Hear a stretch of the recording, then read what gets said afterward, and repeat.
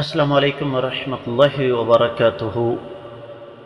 معزز خواتین و حضرات، امام الانبیاء محمد رسول اللہ صلی اللہ علیہ وسلم کی حدیث مبارکہ کا سبق، کتاب کا نام مشکات المصابیح، جسے ہم مشکات شریف کہتے ہیں، اور مشکات شریف میں سے ہم کتاب الصوم یعنی روزوں کے مسائل جو ہے وہ پڑھ رہے ہیں، اور آج ہم ایک نیا باب شروع کر رہے ہیں جس کا نام ہے باب الاعتکاف۔ سب سے پہلے اعتکاف کا معنی کیا ہے؟ اہل علم یہ کہتے ہیں کہ لغوی طور پر اعتکاف کا معنی کسی چیز کو لازم پکڑ لینا، اور اس چیز کو لازم پکڑ کر اپنے آپ کو اس کے ساتھ جوڑ لینا، اپنے آپ کو اس کے ساتھ روک لینا، اور پھر وہیں قیام کرنا، اس کی طرف متوجہ ہونا، اور اس کے ساتھ ساتھ وہاں پر ہی اپنی زندگی کا ایک مخصوص حصہ گزارنا۔ اور شرعی طور پر اعتکاف کی تعریف یہ ہے کہ مسجد میں ٹھہرنا ایک مخصوص وجہ کے ساتھ، اور یہ دراصل باب الاعتکاف باب افتعال ہے۔ عربی گرامر کے ساتھ دلچسپی رکھنے والوں کے لیے یہ میں بات بیان کر رہا ہوں۔ تو اس کا مطلب یہ ہوا کہ اعتکاف کا معنی یہ ہے کہ عبادت کے نقطہ نظر سے مخصوص حالت میں مسجد میں ٹھہرنے کو اعتکاف کہتے ہیں۔ امام راغب یہ فرماتے ہیں کہ اصل میں اس کا بنیادی مادہ ہے عین، کاف اور فا، اور یہ عین، کاف اور فا کا جو لفظ ہے نا، یہ کسی چیز کو تعظیم اور احترام کی وجہ سے لازم پکڑنے کے زمرے میں آتا ہے۔ یہی وجہ ہے کہ اہل علم یہ فرماتے ہیں هو الاحتباس فی المسجد علی سبیل القربۃ، کہ اپنے آپ کو اللہ تعالیٰ کا قرب حاصل کرنے کے لیے مسجد کے اندر روکے رکھنے کا نام اعتکاف ہے۔ رہا یہ مسئلہ کہ جی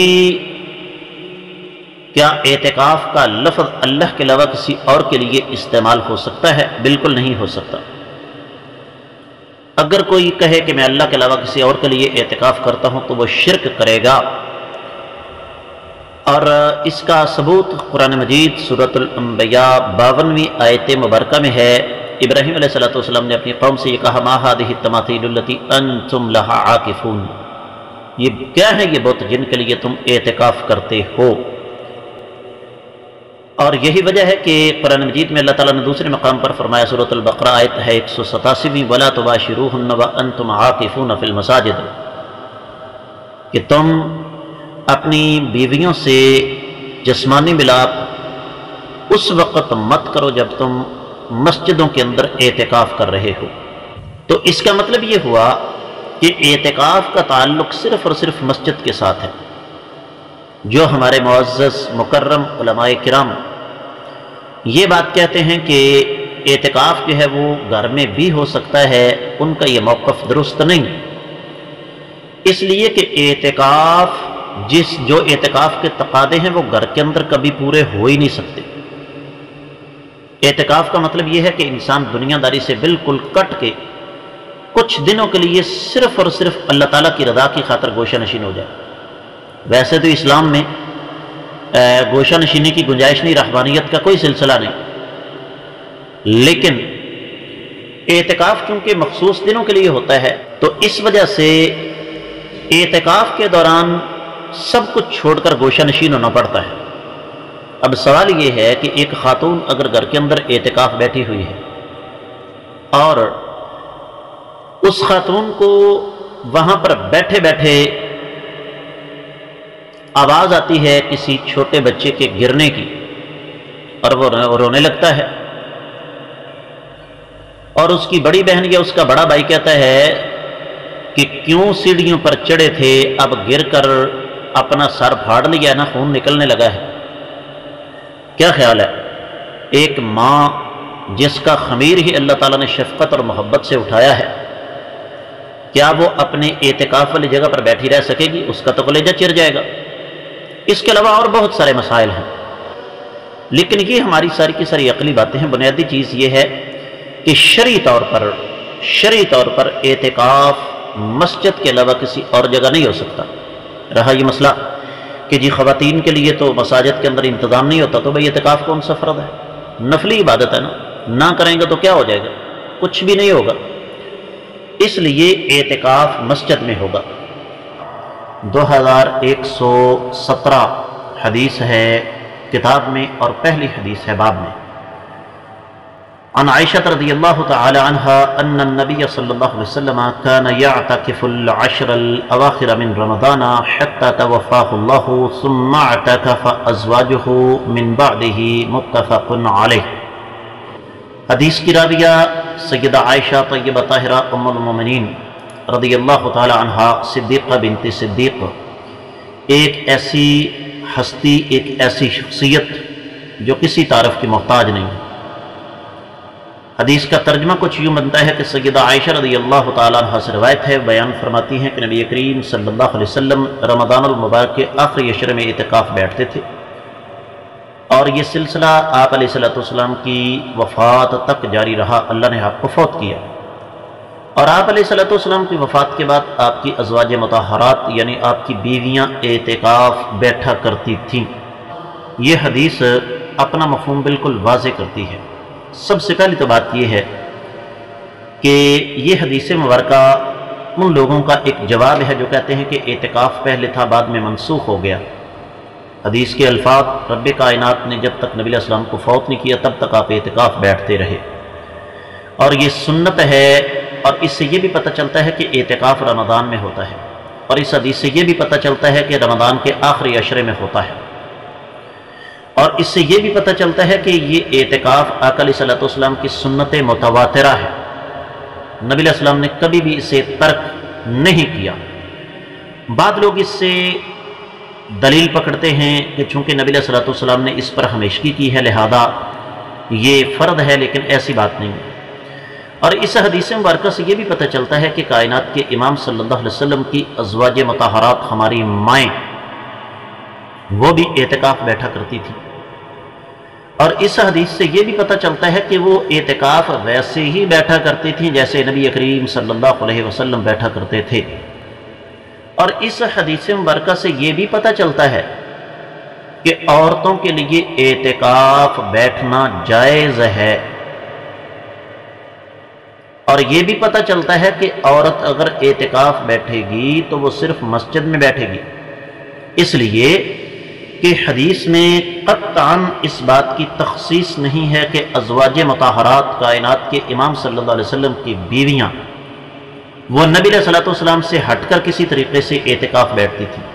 تو نبی علیہ السلام جب مسجد میں اعتکاف بیٹھتے تھے تو آپ علیہ السلام کی ازواج مطہرات بھی مسجد میں بیٹھتی تھیں۔ بعض لوگ کہتے ہیں جی عورت کی نماز گھر میں افضل ہے تو اعتکاف گھر میں افضل کیوں نہیں، لیکن یہ قیاس مال فارق ہے، یہ قیاس درست نہیں۔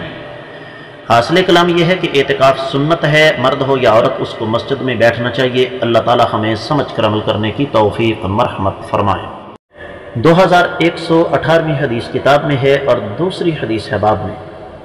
الفاظ یہ ہیں، عن ابن عباس رضی اللہ تعالی عنہما قال كان رسول الله صلی اللہ علیہ وسلم اجود الناس بالخير وكان اجود ما يكون في رمضان كان جبريل يلقاه كل ليلة في رمضان يعرض عليه النبي صلى الله عليه وسلم القرآن فإذا لقيه جبريل كان أجود بالخير من الريح المرسلة متفق عليه۔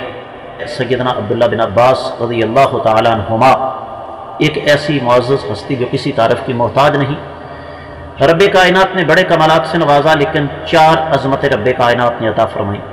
صحابی تھے، نبی علیہ السلام کے چچا زاد تھے، نبی کریم صلی اللہ علیہ وسلم کی اہلیہ سیدہ میمونہ بنت حارث کے بھانجے تھے، اور اللہ کے رسول صلی اللہ علیہ وسلم نے ان کے لیے خاص دعا فرمائی تھی، اللہم فقہہ فی الدین وعلمہ التأویل، یا اللہ میرے صحابی کو دین کا فہم عطا فرما اور اس کو تفسیر کا علم عطا فرما۔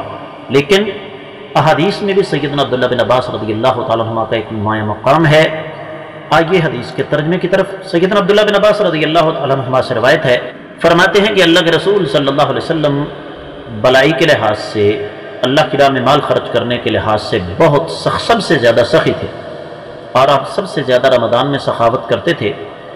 جبریل امین رمضان المبارک میں آقا علیہ السلام سے ملاقات کرتے تو آپ جبریل امین کو قرآن سناتے، اور جب جبریل امین آپ علیہ السلام سے ملاقات کرتے تو آپ نیکی میں تیز آندھی سے بھی زیادہ سخی تھے۔ حدیث بڑی جامع ہے، نقطوں کی شکل میں بات کرتا ہوں۔ سب سے پہلی بات کہ کائنات کے امام صلی اللہ علیہ وسلم جہاں دیگر تمام امور میں، تمام شعبہ زندگی میں کائنات بھر کے تمام انسانوں سے افضل، اسی طریقے سے اللہ کے رسول صلی اللہ علیہ وسلم اللہ کی راہ میں خرچ کرنے کے معاملے میں بھی سب سے زیادہ افضل، اجود الناس۔ دوسری بات یہ کہ یہ بھی اللہ تعالیٰ کا فضل و کرم تھا کہ اللہ تعالیٰ نے چونکہ اس قرآن کو، اس دین کو محفوظ کرنا تھا، تو اللہ کے رسول صلی اللہ علیہ وسلم کے پاس جبریل امین رمضان المبارک میں تشریف لاتے، اور آپ علیہ السلام ہر رات جبریل امین کو قرآن سناتے تھے۔ اس سے پتہ یہ چلا کہ جس کو قرآن یاد ہو وہ اس کو دہراتا رہے تو اسے یاد رہتا ہے۔ حدیث ہے نبی علیہ السلام کی کہ قرآن جو ہے وہ بڑی جلدی بھول جاتا ہے، اور چونکہ یہ اللہ تعالیٰ کا انعام تھا کہ فرشتوں کا سردار نبی کریم صلی اللہ علیہ وسلم کے پاس آتا تھا، تو آقا علیہ السلام اس اللہ تعالیٰ کے احسان کا شکر ادا کرنے کے طور پر کیا کرتے تھے؟ اللہ کی راہ میں جتنا مال ہوتا تھا صدقہ کرتے تھے۔ تو ہمیں اس سے یہ سبق ملتا ہے کہ ایک تو رمضان میں زیادہ سے زیادہ صدقہ کرنا سنت ہے، دوسرا یہ ہے کہ جب بھی اللہ تعالیٰ کوئی نعمت عطا فرمائے، صحت مند بندہ بیمار ہو پھر صحت مند ہو جائے، اللہ تعالیٰ اس بیماری سے نجات عطا فرمائے، بے اولاد کو اولاد مل جائے، بیٹیوں والے کو بیٹا مل جائے، بیٹوں والوں کو بیٹی مل جائے، کاروبار میں ترقی ہو جائے، یا اللہ تعالیٰ اور کسی معاملے میں کامیابی عطا فرمائے، یہاں تک دینی توفیق اللہ تعالیٰ عطا فرماتے ہیں۔ دین کا کوئی کام بندہ کرتا ہے، بڑی خواہش ہوتی ہے بعض لوگوں کی حج اور عمرہ کرنے کی، اگر اللہ تعالیٰ نے حج اور عمرہ کرنے کی سعادت بخشی ہے تو کوئی بھی نعمت رب کائنات عطا فرمائے تو اس نعمت کا شکر ادا کرنے کا بہترین طریقہ یہ ہے کہ اللہ تعالیٰ کی راہ میں صدقہ کیا جائے، اللہ کے بندوں کے سر پر ہاتھ رکھا جائے، نیکی کے کاموں میں بڑھ چڑھ کر حصہ لیا جائے۔ تو یہ حدیث اگر غور کیا جائے تو حدیث نہیں بلکہ زندگی کا اہم سنگ میل ہے۔ اللہ تعالیٰ سے دعا ہے کہ رب کائنات ہمیں قرآن کی طرح احادیث کو بھی سمجھ کر ان کے مطابق عمل کرنے کی توفیق مرحمت فرمائے۔ 2119ویں حدیث کتاب میں ہے، تیسری حدیث بعد میں ہے۔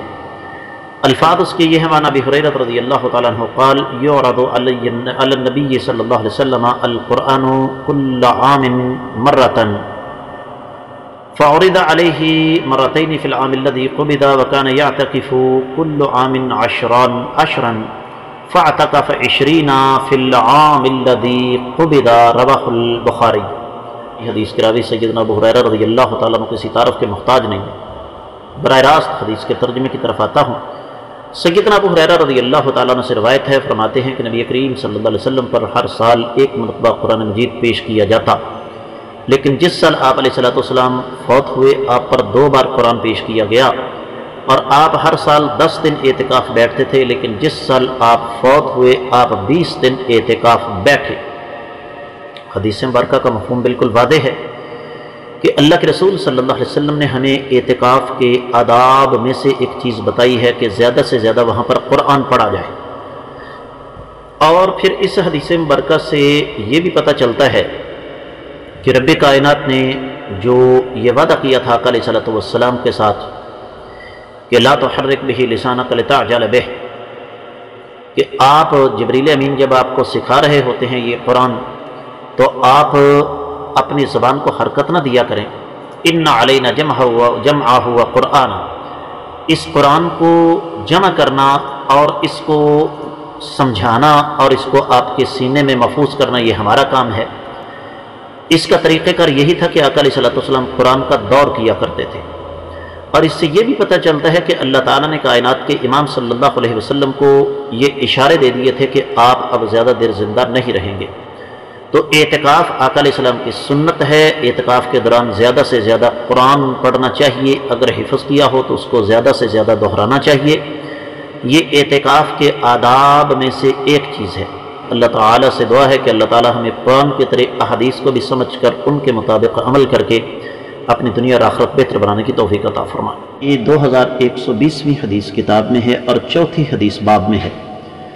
وعن عائشة رضی اللہ تعالی عنہ قالت كان رسول اللہ صلی اللہ علیہ وسلم اذا اعتكف ادنى الي رأسه وهو في المسجد فأرجله وكان لا يدخل البيت الا لحاجة الانسان متفق علیہ۔